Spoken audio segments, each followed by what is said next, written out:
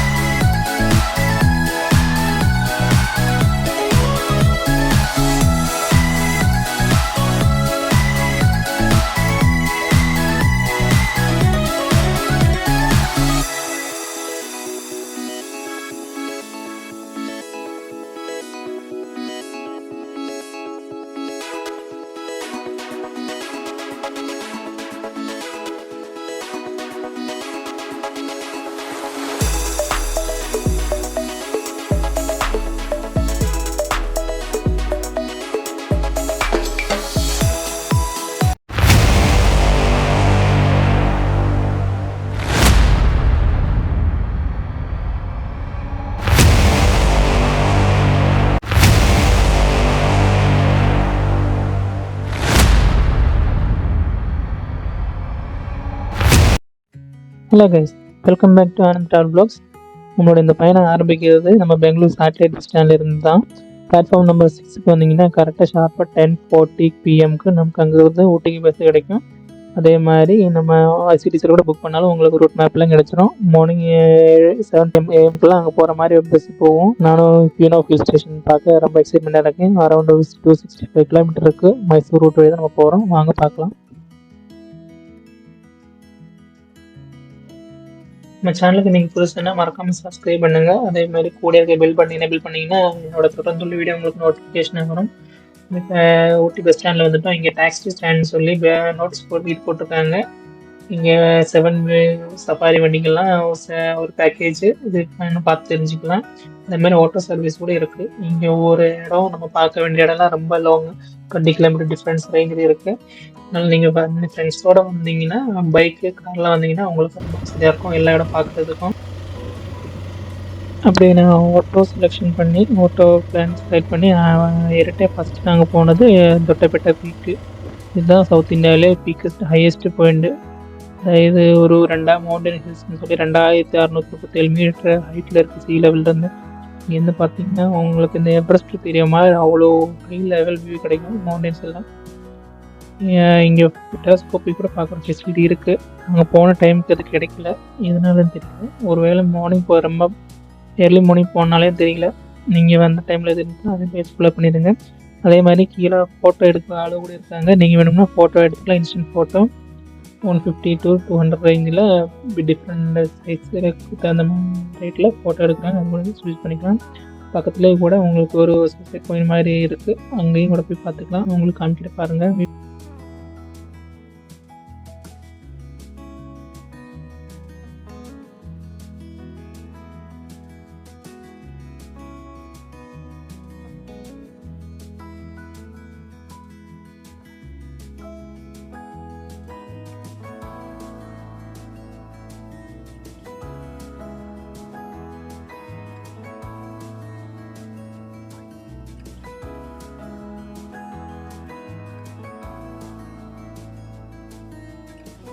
அடுத்தது நம்ம ஊட்டியில் ஃபேமஸான டீ ஃபேக்ட்ரி வந்திருக்கோம். டீ எப்படி தயார் பண்ணுறாங்க அந்த மாதிரி ப்ராசஸ் எல்லாமே நம்ம பார்க்கலாம். அந்த காலத்து மிஷின்ஸு எல்லாமே இருக்குது அப்படின்னு நான் கேள்விப்பட்டிருக்கேன். வாங்க நம்ம உள்ளே போய் பார்க்கலாம். மிஷினரி டீட்டெயில்ஸும் அதே மாதிரி பக்கத்துலேயே சாக்லேட் ஃபேக்ட்ரி அதையும் பார்த்துருவோம்.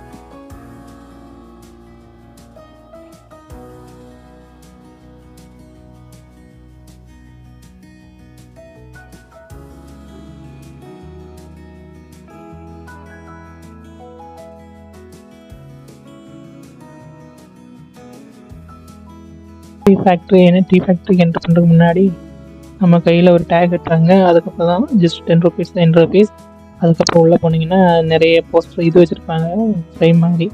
ட்ரீ எங்கேருந்து இம்போர்ட் ஆகிடுச்சு, அப்போ ஆசாம்லேருந்து வந்ததா, அந்த மாதிரி அதோட விதைகள் வந்த டீட்டெயில்ஸ், அந்த மாதிரி டீட்டெயில்ஸ் எல்லாமே அங்கே நாங்கள் நம்ம ஃபஸ்ட் என்ட்ரன்ஸில் நடந்து போகும்போது நமக்கு ஒவ்வொன்றா பார்த்துட்டே போகலாம்.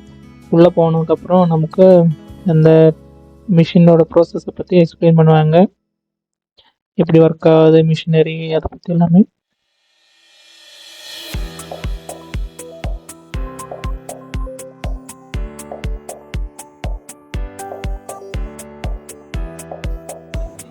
இந்த மாதிரி தான் அந்த இன்ட்ரடக்ஷன் வீடியோ இது இருக்கும். ஒரு 2-3 மினிட்ஸோட வீடியோ. அவங்க எல்லாத்தையும் பாயிண்ட் வச்சு நமக்கு இன்ட்ரடியூஸ் பண்ணுவாங்க. இல்லாட்டி எல்லாம் முதல்ல இங்கிருந்து வந்து ப்ரோசஸ் ஆகி வந்து அப்படியே அதை காய போட்டு அப்படியே ப்ரூவ் பண்ணி இங்கேருந்து எக்ஸ்போர்ட் பண்ணுற மாதிரி எல்லா டீட்டெயில்ஸும் இதிலே காமிப்பாங்க.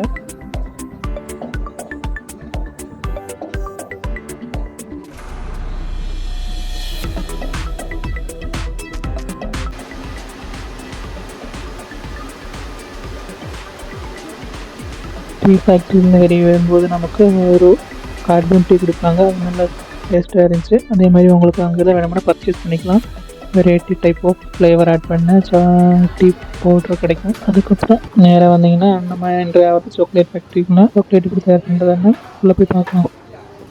2 ஃபேக்ட்ரிக்கும் அந்த 10 ருபீஸ் தான் டோட்டலி. வேறு காசு கொடுக்க தேவையில்லை. உள்ளே வந்தீங்கன்னா சாக்லேட்டு எப்படி செய்கிறாங்க நல்லா பார்க்கலாம். ஒரு கிளாஸ் ஃப்ளே முன்னாடி வச்சுருப்பாங்க. நம்ம பக்கத்தில் போக முடியாது, என்ன டஸ்ட் ஆகிடும் இல்லையா, அதனால கீப் பண்ணுறாங்க. இங்கேயும் வெரைட்டியாக சாக்லேட்டோட ஃப்ளேவரில் ஆட் பண்ணி இங்கே போட்டு வச்சுருக்காங்க. காம்போவாக நிறைய, அதுவும் ஒரு பேக்கெட் வாங்கினேன் ஃப்ரெண்ட்ஸ்க்கு. வெரைட்டி டேஸ்ட் பண்ண கூட கொடுப்பாங்க.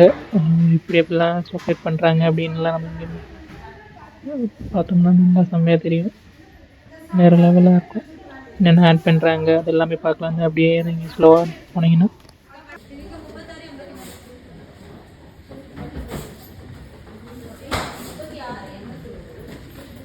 எல்லாம் கலந்து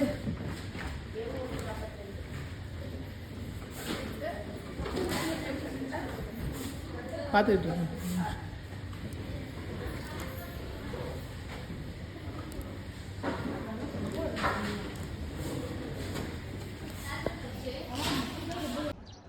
சாக்லேட் ஃபேக்ட்ரி இந்த வீடியோ வரும்போது நமக்கு அதுலேருந்து பார்க்க முடியும்.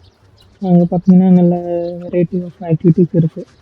என்னென்ன இருக்குதுன்னா சைக்கிளிங் இருக்குது, ஸ்கைலைனில் சைக்கிளிங் இருக்குது, அப்புறம் மவுண்டன் கிளைம் இருக்குது.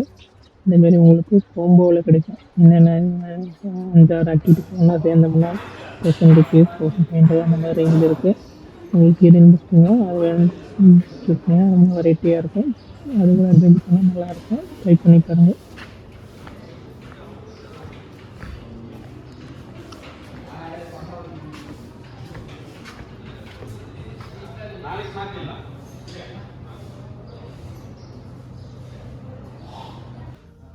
அடுத்ததான் நம்ம வந்திருக்கு மேக்ஸ் மியூசியத்துக்கு. இங்கே வந்து பார்த்தோம்னா நமக்கு நேச்சுரலாக, அதாவது ரொம்ப ஒரிஜினல் பண்ணுற மாதிரி ஹிஸ்டரிக்கலான கேரக்டரோட ஸ்டாச்சு மாதிரி இருக்கும். காந்திஜி, அதே மாதிரி